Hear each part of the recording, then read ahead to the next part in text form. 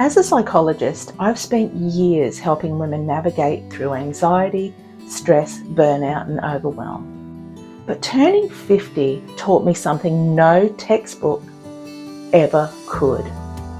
It taught me that so much of our suffering comes from fighting ourselves, fighting our bodies, fighting our age, fighting our mistakes, fighting who we think we should be. Today, I want to share the 5 lessons that turning 50 taught me about self-acceptance. Lesson 1, stop waiting for life to happen. One of the biggest lessons that I learned is that if you're waiting for yourself to become some future version of yourself, you're going to spend your whole life waiting.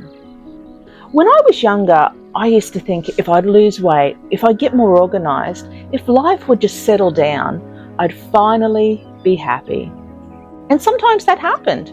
I would lose weight, I would get organised, life would settle down for a while. But then my mind would immediately go to the next thing that had to happen, some reason why I wasn't quite there yet.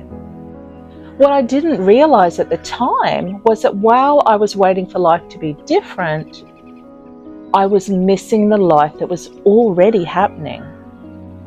I was treating happiness like a reward that I would someday earn in the future. But life isn't lived in the future, it's lived here, in the Sunday afternoons on your back patio, on the conversations you have with people you care about, in the quiet moments that are easy to rush by when you move to the next task. Eventually, I realised enough isn't a destination, it's a decision. It's the moment you decide to stop waiting for everything to be perfect before you start living your life. And you'll end up discovering that most of what you were searching for was already there. Lesson 2, you can't fight gravity.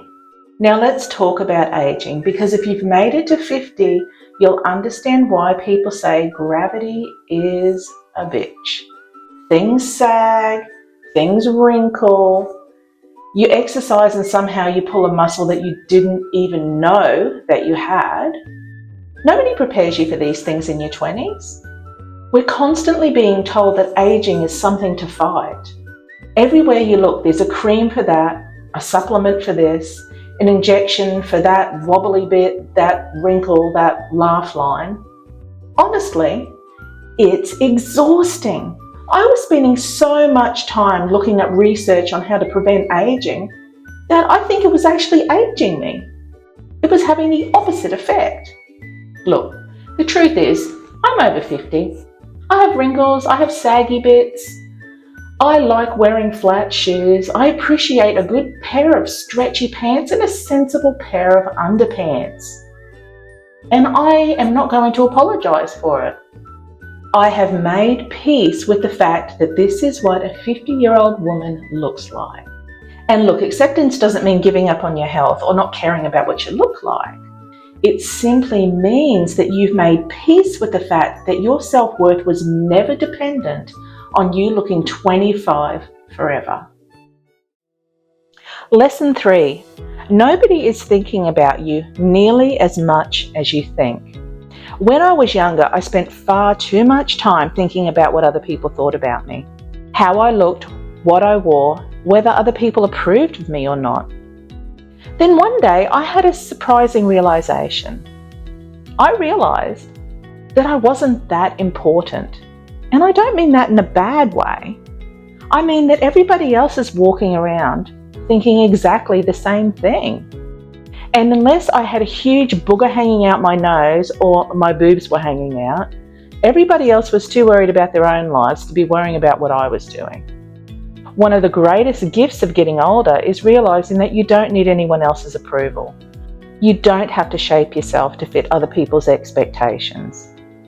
What matters most is being able to look yourself in the mirror and respecting the person looking back at you. Because at the end of the day, your own opinion of yourself matters more than anybody else's does of you. Lesson 4, time becomes much more precious. Turning 50 has a way of changing your perspective. Your children grow up, your parents age, your career evolves, your dreams change, and for the first time you're acutely aware that time is limited. It sounds strange, but it really hit me when I realised that I've got more time behind me than ahead of me. For years I'd been telling myself that someday I'll write that book, I'll do that thing, I'll go on that trip, I'll do the things that are important to me. But one day I realised that someday is not that far away.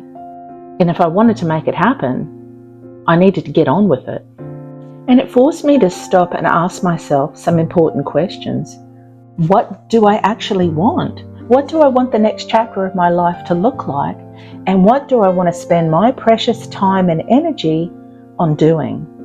Those questions had a profound impact on me. They lit a fire under me. They finally gave me the courage to start creating the life that I wanted now, not someday. And they led me in directions I never would have dreamed of even a few years ago. So stop putting your life on hold and start making it happen. Your future is your responsibility. Lesson 5. The most important relationship you'll ever have in your life is the one you have with yourself. We all have an inner critic. My friend Tanya calls hers the bitch in the attic. This is my bitch in the attic. I cannot believe that you said that earlier. How embarrassing. People are going to think that you are stupid. How could you do that? And yes, your bum does look big in that. Unfortunately, she seems to have a lifetime lease in my head. The thing is, the goal isn't to get rid of her. We all have our own version of the bitch in the attic. Instead, we have to take the microphone away from her. Because when she has the microphone, she drowns everything else out. And what I've learnt over the years about self-acceptance is it's not about being perfect. It's more about treating yourself with the same kindness and compassion that you would a dear friend. Ignore what she said. You did a great job. Just keep showing up for yourself. Your bum does not look big in that. After 50 years, here's what I know. You don't have to prove your value. You don't have to prove your worth. You don't have to become someone else before you feel enough. You are responsible for how you spend the precious time that you have.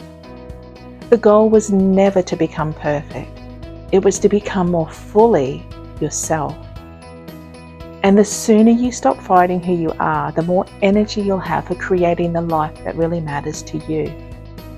The woman you've been waiting to become is already here. She's been here all along. If you'd like a little help slowing down, connecting with what matters, and creating more calm in your life, then join my free 7 Days to a Calmer You challenge. It's linked in the description below, or you can also find the link in my bio. Until next time.